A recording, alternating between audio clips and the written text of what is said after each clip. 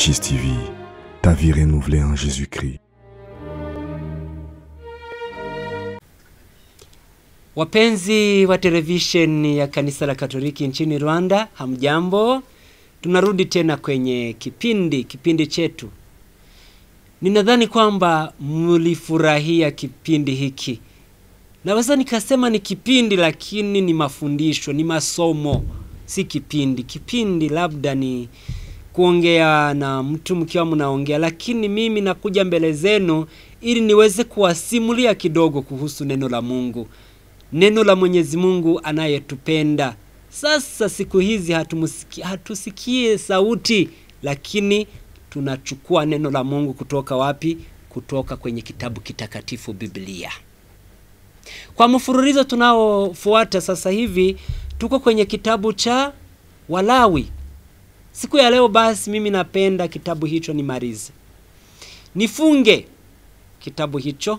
Imekuwa ni kuwaonja, ni kusisimua wito wenu na upendo wa kusoma neno la Mungu, ili muweze kuingia na kusoma neno la kitabu hiki cha Walawi. Mtajinyakulia mengi. Tumeona kwamba msingi ni kitu gani kwenye kitabu hiki? Ni kuwa watakatifu kama Mungu yu mtakatifu, lakini utakatifu wake ni utakatifu kamili. Si kama utakatifu kama nusu kwetu, hapana. Yeye ni mtakatifu kamili. Basi kama kawaida, acha tukamuombe Mwenyezi Mungu azidi kutubariki. Kwa jina la Baba na la Mwana na la Roho Mtakatifu. Amina. Sifa kwa Mungu Baba na kwa Mwana na kwa Roho Mtakatifu, kama ilivyokuwa mwanzo, sasa na siku zote na miaka ya milele. Amina. Ninakusalimu Maria, umejaliwa neema, Bwana yu nawe, mbarikiwa kuliko wanawake wote, na mtoto wa tumbo lako Yesu amebarikiwa. Maria mtakatifu, mama wa Mungu, utuombee sisi wakosefu, sasa na wakati wa kufa kwetu. Amina. Baba wa mababu zetu, Baba wa Abrahamu, Baba wa Isaka, Baba wa Yakobo, tunakushukuru, tunasema asante. Sisi tunakuja mbele zako ili tuweze kukushukuru na kukuomba uwe pamoja nasi. Tunakushukuru kwa sababu gani? Tunakushukuru kwa sababu ya ulinzi wako. Tunakushukuru kwa sababu ya upendo wako.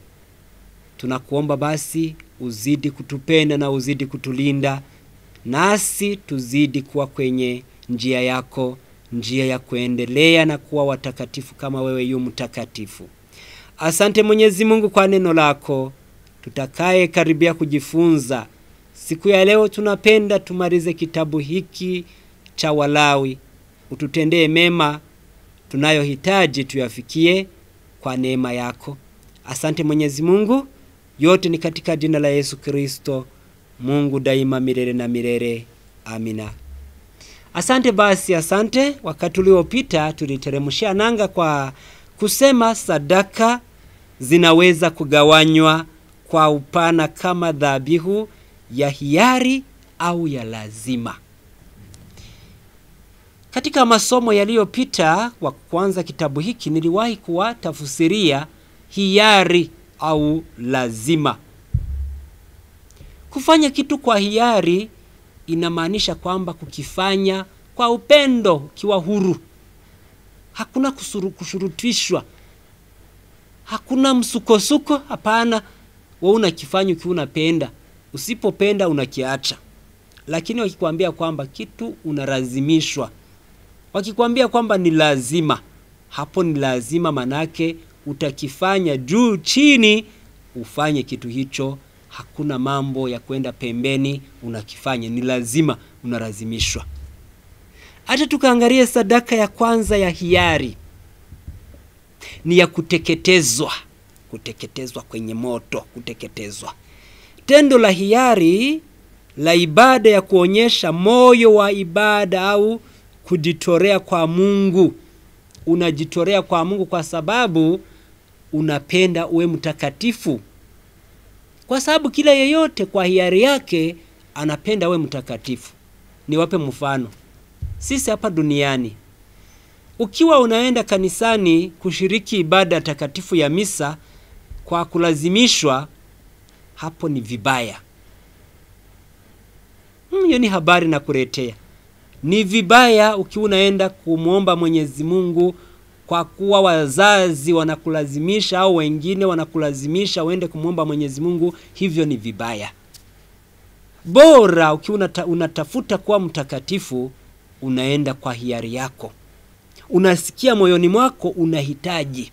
Ni bora kwako kumsogelea Mwenyezi Mungu na kwenda kanisani na kwenda kumwabudu na kumshangilia na kumshukuru na kumsifu na kusema asante Mwenyezi Mungu, ulitutendea mema. Lakini ukilazimishwa ni bure. Kwa mara ya kwanza waweza kulazimishwa, lakini kwa siku zitakazofuata bora ujue kwamba na wewe peke yako unahitaji. Sadaka hii ilitumiwa kama upatanisho kwa ajili ya dhambi isiyo ya kimakusudi. Dhambi ilitendeka, lakini si kwa kimakusudi. Wakisema si kwa kimakusudi, inamaanisha kwamba nilifanya dhambi lakini si kwa kujua. Niliangukia kwenye dhambi bila mpango. Hapo basi sadaka hii ya kuteketezwa inakusaidia ili uweze kusafishwa.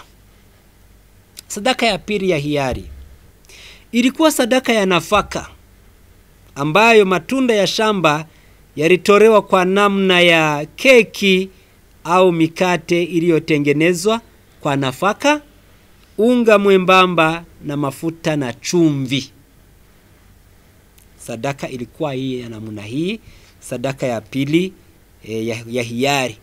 Tumejua kwamba hiari unavifanya kwa upenderevu wako, hakuna kusurutishwa.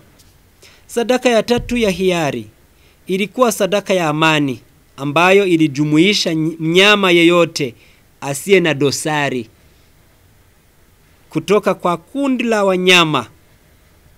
Mnyama asiye na dosari ni mnyama asiye na kasoro.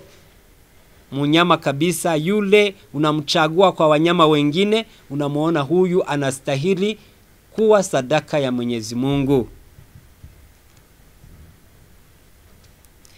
Sadaka ya tatu basi ya hiari ni hiyo msingi inachaguliwa, ni mnyama anayechaguliwa kwenye kundi, kwenye zizi la wanyama wengine. Mnyama huyo anakuwa ni yule ambaye hana dosari, hana kasoro mwake. Tuangalie basi dhabihu za lazima. Lazima ni wakumbushe kwamba unalazimishwa. Ni sheria. Unapaswa. Hakuna kupita pembeni, unachokiambiwa ndicho unafanya ili uweze kufikia unachoombwa. Unaombwa, unalazimishwa. Hapa hakuna kupita pembeni. Kulikuwa na dhabihu mbili za lazima katika sheria za Agano la Kale. Ya kwanza basi ilikuwa sadaka ya dhambi.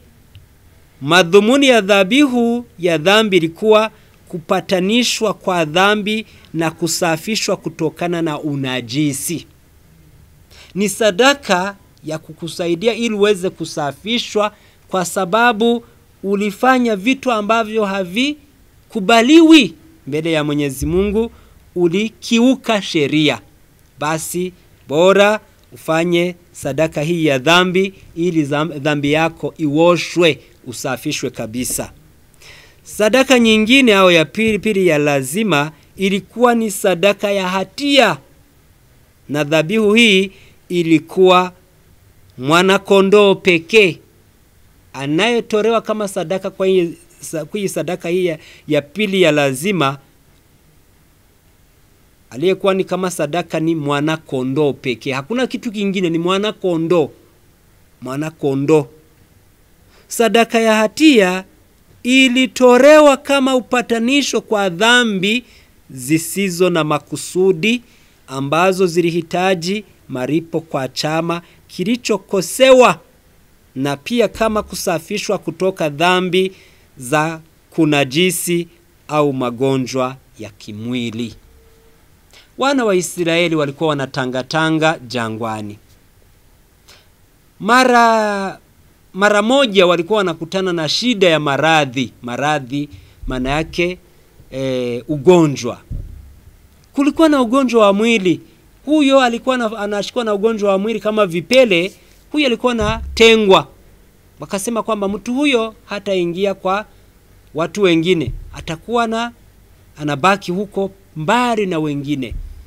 Sasa sadaka hizi zilikuwa za kumsaidia kusafishwa, kwa sababu alikuwa na unajisi na magonjwa kwenye mwili. Sadaka hiyo ni ya kumsafisha ili aweze kurudi kwenye kambi kwa pamoja na wengine.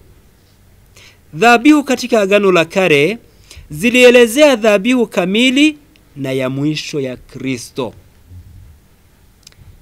Tulisema kwa utangulizi tukasema nini? Mambo yote tutakayojifunza katika neno hili la Mungu yatazunguka wapi? Yatazunguka kwa mtu mmoja, ndiye Yesu Kristo. Tukisema mambo ya Agano la Kale, mambo ya Agano la Kale ukibaki huko, hapo hayo hayatoshi. Si kamili hayo. Mambo yanakamilishwa na Agano Jipya, ndiye Yesu Kristo alikuja. Sadaka zilizotolewa kwenye Agano la Kale, wa Israeli walitoa sadaka hizo, lakini sadaka kamili ilitolewa na Bwana Yesu Kristo, mkombozi wa dunia. Ninachopenda kuambia wakati huu, siweze nikamaliza kitabu hiki cha Walawi bila kuambia baraka na laana. Baraka, kwa sababu sisi wanadamu tunapenda kubarikiwa. Hakuna yeyote ambaye hapendi kubarikiwa. Baraka tunazipenda. Ndio sababu napenda niseme kidogo kuhusu baraka. Niseme na laana. Laana ilikuwepo. Hiyo ni kinyume cha baraka. Sasa ukibarikiwa, hapo hulaaniwi. Unabarikiwa. Lakini wakati huu Mungu alikuwa anawaambia kwamba ukifanya hivi utabarikiwa, ukifanya vile utalaaniwa. Basi sadaka hii ya kutoa ili uweze kubarikiwa, hata tuangalie Mwenyezi Mungu aliwaambia nini kwenye neno la Mungu. Ni sura ya 26, tunaanzia kwenye mstari wa 1 hadi mstari wa 13. Ni kuhusu baraka. Ni baraka kwa utiifu. Tukisema utiifu, ni jina linatoka kwenye kutii, kukubali, kutii. Sasa ni baraka kwa utiifu. Sasa ukitii utapata baraka. Lakini ukiwa mkaidi utapata nini? Laana. Basi hata tukaangalie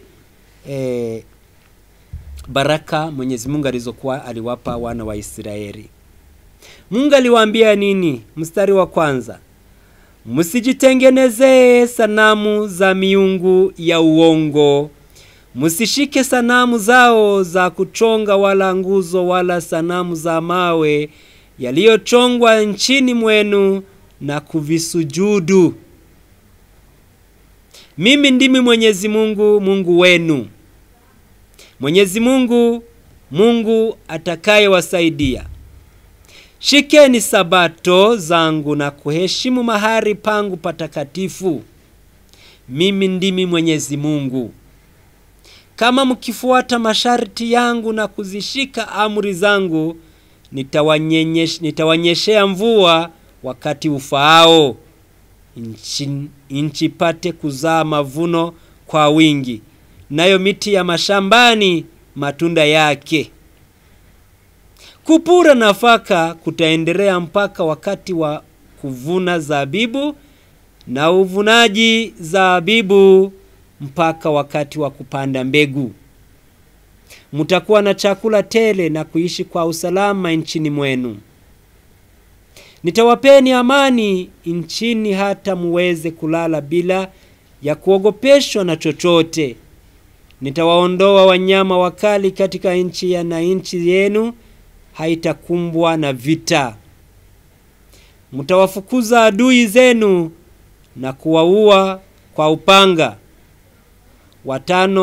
Watano wenu watawafukuza adui 100, na 100 wenu watawafukuza adui 10,000.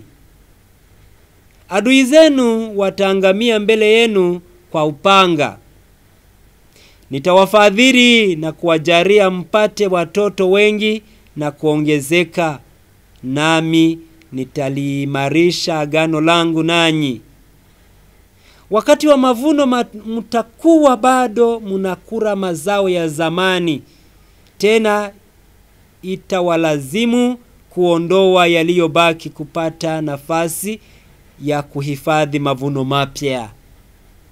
Nitaweka maskani yangu miongoni mwenu, wala sitawaacheni. Nitatembea kati yenu na kuwa Mungu wenu, nanyi mtakuwa watu wangu. Mimi ndimi Mwenyezi Mungu, Mungu wenu, niliyewatoa nchini Misri ili msiwe watumwa wa Misri. Mimi nimevunja nira mliofungiwa shingoni mwenu na kuwafanya mtembee wima. Hili ndilo neno la Mungu. Mnasikia kwamba maneno yanayokuwa kama hapa kwenye baraka. Lakini baraka hii itapatikana kwa watu gani? Kwa watu watiifu. Watakao mtii Mwenyezi Mungu watapata baraka.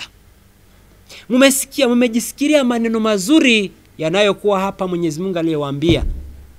Mtapanda shamba. Mkipanda shamba mtazidi kuvuna. Mavuno yenu yataliwa hadi mavuno mengine, tena itawabidi muondoe ya zamani ili muweze kupata nafasi pa kuhifadhi mavuno mapya. Nitanyesha mvua nchini kwenu. Mnasikia kwamba Mwenyezi Mungu anawapa baraka kwa sababu hawa walikuwa walimaji. Kama ni walimaji, kupata mvua ni kitu lazima. Wanalazimishwa kupata mvua ili waweze kuwa na mavuno mazuri. Sasa Mwenyezi Mungu anawaambia kwamba nitanyesha mvua, tena mavuno yatakuwa mengi.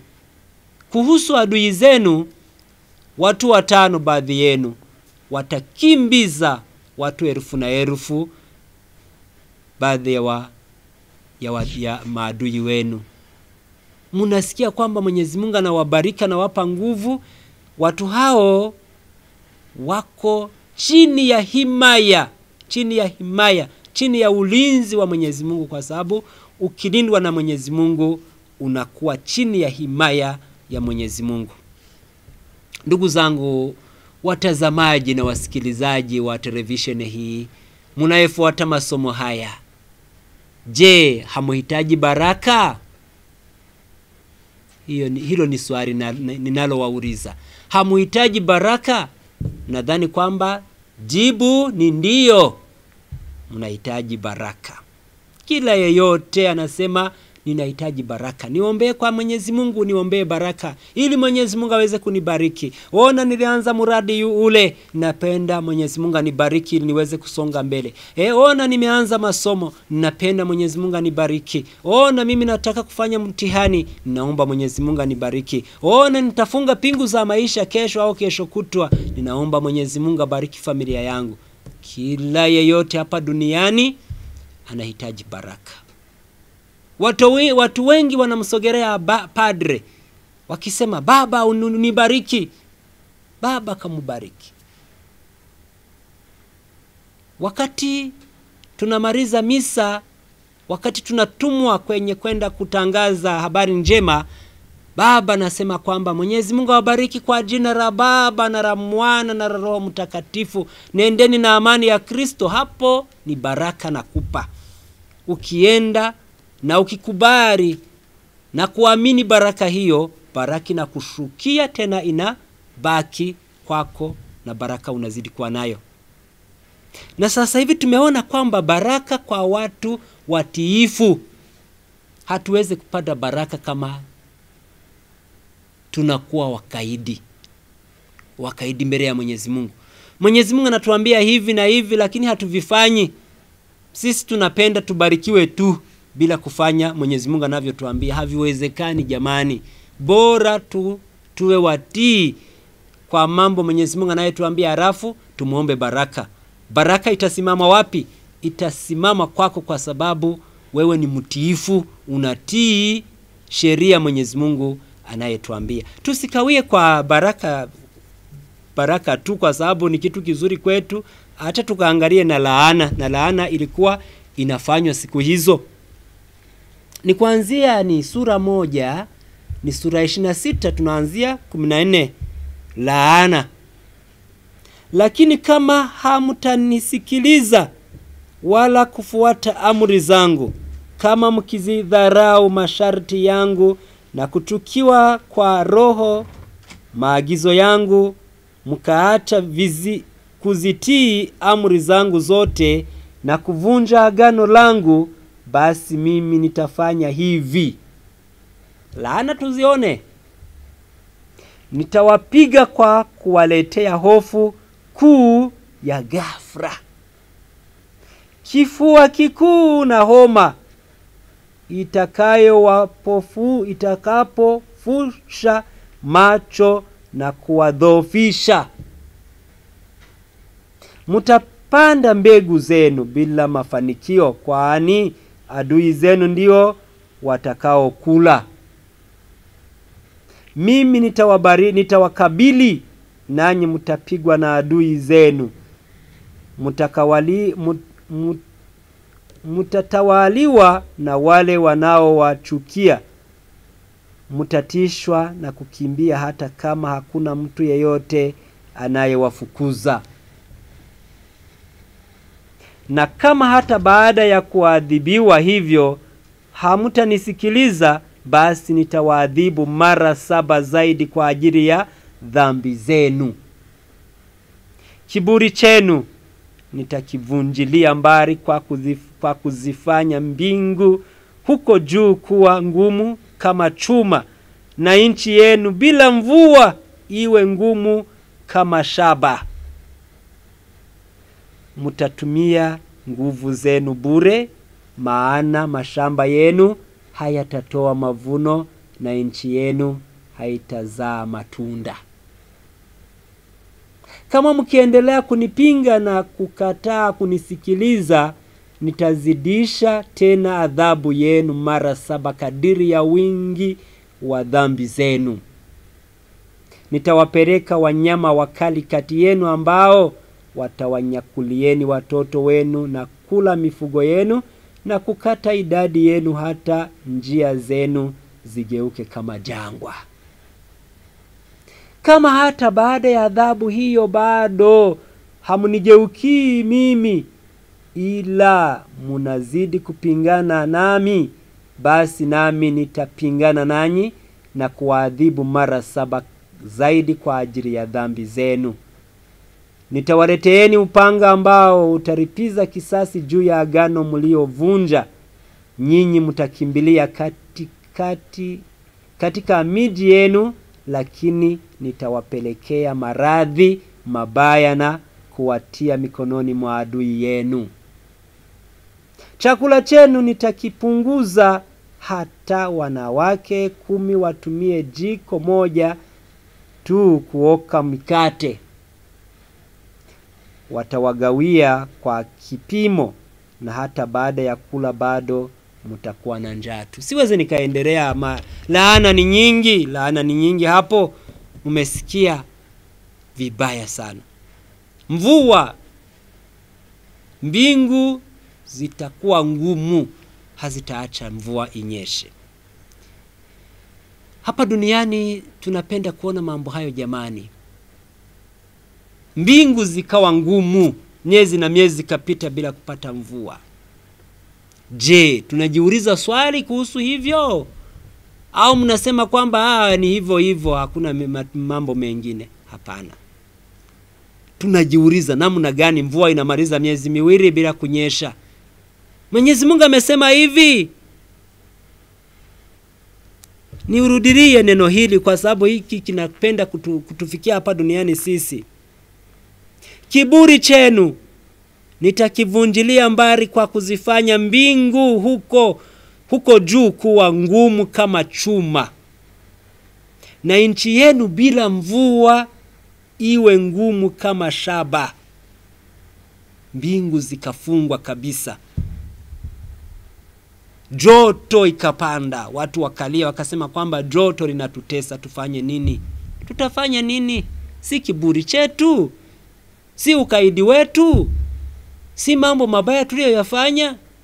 Basi mbingu zinakuwa ngumu, hakuna kuacha mvua inyeshe. Mutatumia nguvu zenu bure, maana mashamba yenu hayatatoa mavuno na nchi yenu haitazaa matunda. Kama hakuna mvua, hatuwezi kupata mavuno. Ya kutoka wapi? Wapi? Hakuna wapi? Hakuna mvua. Hakuna mahali yaweza kutupa mavuno kwa sababu hakuna mvua ya kunyesha. Jamani, basi siwezi nikakaukia kwa mambo haya. Nimewaambia kuhusu baraka inatoka wapi? Ni kumtii Mwenyezi Mungu. Laana inatoka wapi? Ni kuwa mkaidi na kufanya unavyotaka na kujibeba kama mtu ambaye si kiumbe cha Mwenyezi Mungu. Hapo laana inafika. Nimekawia kuhusu mvua kwa sababu hivi dunia yetu tunaona mara moja, tunaona mbingu inafungwa, hakuna mvua, hatupati mazao, njaa inaingia, watu wanakufa kwa njaa. Shida kubwa sana. Basi angalia vizuri, acha tukaangalie vizuri kwa kitabu hiki cha Walawi. Tukumbuke kuwa kitabu hiki kilikuwa kinalenga sheria ya utakatifu. Ndivyo nasema, sheria ya utakatifu. Watu wengi hutamani kusoma Biblia nzima. Kuna watu wanapanga, wanasema kwamba mimi nitaanzia kwenye kitabu cha Mwanzo hadi kitabu cha Ufunuo, Apokalipto, kitabu cha Ufunuo. Wanasema nitasoma kabisa kutoka pale. Huanza na Mwanzo, kisha hufanikiwa kufika Kutoka, kitabu cha Kutoka. Lakini wanapofika kwenye mambo ya Walawi, kitabu cha Walawi, wanakwama. Wanakwama kwa sababu gani? Nakubali mambo ya Walawi linaweza kuonekana kama somo gumu. Kitabu hiki kinaonekana kama kisomo gumu kwa sababu kinaleta sheria nini ya kwenda kuwa mtakatifu. Tena kuna maagizo mengi yanayoingilia kwenye kitabu hiki. Watu wengi hawapendi sheria. Sheria, dhabihu na taratibu nyingi. Ni rahisi kufikiri kwamba kitabu hiki kirihusu tu watu wa kale. Watu wanaweza kusema hivyo havituhusu sisi. Sisi havituhusu, vinahusu watu wa kale, sisi havitulengi kabisa. Lakini Mungu anasema kwamba neno lake lote lafaa kwa mafundisho, kama kwa waraka wa pili wa Timotheo sura yake ya 3 mstari wa 16 tunaambiwa. Kwa hivyo mambo ya Walawi ni muhimu kwetu hata leo. Wakati nazungumza leo, kwa kweli kama umewahi kujiuliza jinsi ya kumkaribia Mungu, jinsi ya kumwabudu Mungu, basi utapata majibu katika kitabu hiki. Utapata majibu kwenye kitabu hiki. Na kwa njia hakuna kitabu kingine katika Biblia chenye maneno ya moja kwa moja kutoka kwa Mungu zaidi ya mambo ya Walawi, zaidi ya kitabu hiki cha Walawi. Ndugu zangu, basi ambao mumefuata masomo haya, sana sana kitabu hiki cha Walawi, Mwenyezi Mungu awabariki mkiwa mnatafuta yoyote mtakaojinyakulia kutoka kwenye kitabu hiki. Kina sura 27. Ukisoma vizuri, nadhani kwamba lengo lako utakuwa unalenga kuwa mtakatifu kama Mwenyezi Mungu yu mtakatifu. Mnikubalie basi niteremshie nanga hapa kwenye kitabu hiki cha Walawi. Wakati nitakaporudi, Mwenyezi Mungu akitujalia mema, nitarudi tukiwa tunaangalia kitabu cha Kuhesabu. Mwenyezi Mungu awabariki, awatendee mema. Asante sana kwa kuwa mnazidi kujinyakulia mengi kuhusu neno la Mungu, neno la upendo. Ninawazindulia kuwa watakatifu kama Mungu yu mtakatifu kamili. Asante sana. Acha tumuombe Mwenyezi Mungu na kumshukuru. Asante Mwenyezi Mungu, asante kwa masomo haya. Ona tunamaliza kitabu hiki cha Walawi. Tumejinyakulia mengi, tumeangalia mazuri sana sana. Tunahamasishwa kuwa watakatifu kama wewe Mwenyezi Mungu. Uzidi kutubariki na kututendea mema, ili baraka tunayokimbilia kila wakati tuweze kuitafuta. Tukiwa watiifu, baraka tutapata. Lakini tukiwa wakaidi, laani itatufikia. Mwenyezi Mungu, tulinde kulaaniwa, lakini utupe baraka zako. Asante Mwenyezi Mungu, asante kwa watu wako wanaozidi kupenda neno lako. Uzidi kusisimua katika mioyo ya watu ili waweze kupenda neno lako. Asante Mwenyezi Mungu, asante kwa kuwa pamoja nasi. Jina lako libarikiwe na jina lako lihimidiwe. Asante, tunaomba haya yote ni katika jina la Yesu Kristo, Mungu na Mwokozi wetu milele daima na milele. Amina. Kwa jina la Baba na la Mwana na Roho Mtakatifu. Amina. Mmekuwa pamoja na Jean Nshimirimana, ni baba anayefanyia kazi yake ya kitume kwenye parokia ya Marikia wa Amani, jimbo kuu la Kigali. Mwenyezi Mungu awabariki. Tukutane tukiangalia mambo ya Mwenyezi Mungu kuhusu kitabu cha Kuhesabu. Asante sana. Kwa heri. Kwa jina la Baba na la Mwana na Roho Mtakatifu. Amina. Mubarikiwe.